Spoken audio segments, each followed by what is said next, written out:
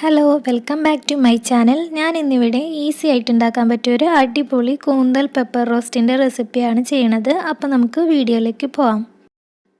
അതിനു വേണ്ടി ഞാനിവിടെ 1/2 കിലോ കൂന്തലാണ് എടുത്തിട്ടുള്ളത്. അപ്പോൾ അതൊന്ന് ക്ലീൻ ചെയ്ത് ഇതുപോലെ ഒന്ന് കട്ട് ചെയ്തെടുത്തിട്ടുണ്ട്.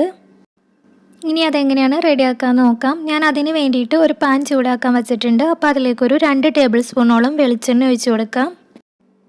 അതൊന്ന് ചൂടായി വരുമ്പോൾ അതിലേക്ക് കുറച്ച് കടുക് ഇട്ട് കൊടുക്കാം. ഇനി അതൊന്ന് പൊട്ടി വരണം.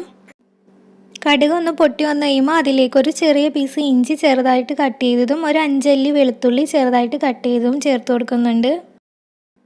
ഇനി അതിലേക്ക് ഒരു പച്ചമുളക് കട്ട് ചെയ്തതും കുറച്ച് കറിവേപ്പില കൂടി ചേർത്തിട്ട് ഇതെല്ലാം കൂടി ഒന്ന് മൂപ്പിച്ചെടുക്കാം.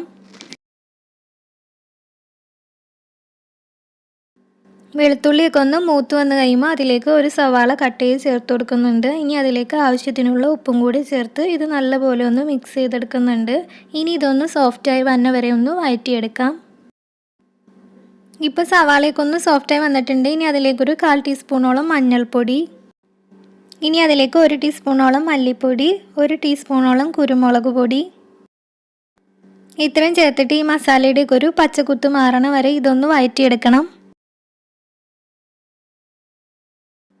ഇനി ഇതിലേക്ക് നേരത്തെ ക്ലീൻ ചെയ്ത് വെച്ചിട്ടുള്ള കൂന്തൽ ഇട്ട് കൊടുക്കാം. എന്നിട്ടിത് നല്ലപോലെ മിക്സ് ചെയ്തെടുക്കാം. ഈ മസാലയൊക്കെ കൂന്തലിൽ നന്നായിട്ട് പിടിച്ച് വന്ന രീതിയിൽ നല്ലപോലെ മിക്സ് ചെയ്തെടുക്കാം.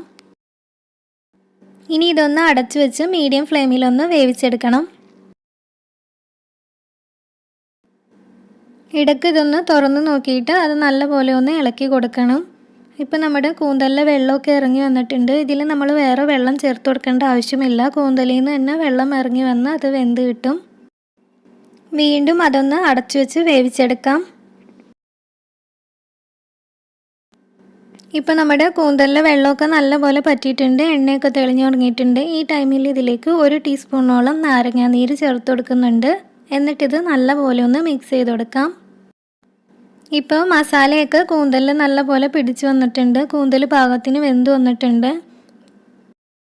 ഇപ്പോൾ നമ്മുടെ കൂന്തൽ പെപ്പർ റോസ്റ്റ് റെഡി ആയിട്ടുണ്ട്. വളരെ എളുപ്പത്തിൽ റെഡിയാക്കി എടുക്കാൻ പറ്റുന്ന ഒരു ഡിഷാണ്. എല്ലാ മെയിൻ ഡിഷുകളുടെയും കൂടെ നല്ലൊരു കോമ്പിനേഷനാണ്. അപ്പോൾ ഇതുപോലെ ട്രൈ ചെയ്യാത്തവരുണ്ടെങ്കിൽ ഒന്ന് ട്രൈ ചെയ്ത് നോക്കുക. എൻ്റെ വീഡിയോ ഇഷ്ടമാണെന്നുണ്ടെങ്കിൽ ലൈക്ക് ചെയ്യാനും പുതിയ വ്യൂവേഴ്സ് ആണെങ്കിൽ സബ്സ്ക്രൈബ് ചെയ്യാനും മറക്കരുത്.